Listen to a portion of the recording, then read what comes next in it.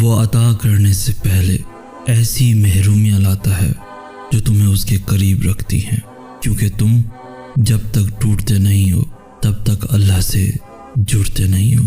وہ اپنے راستے تک لانے کے لیے دنیا کے راستوں سے تمہیں گزارتا ہے۔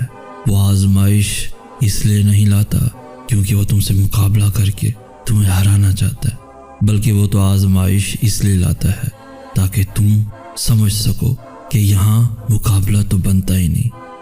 پھر جب کہانی بے بسی کے مقام پہ آ کر کھڑی ہو جاتی ہے تب وہ تمہیں معجزوں کا راستہ دکھاتا ہے۔ صبر سے تڑپتا ہوا منظر بس اللہ کے کن کہنے سے پہلے تک ہی ہوتا ہے۔ اللہ تو ہمیں سب کچھ آسانی سے دے سکتا ہے، پھر وہ کیوں توڑتا ہے ہمیں؟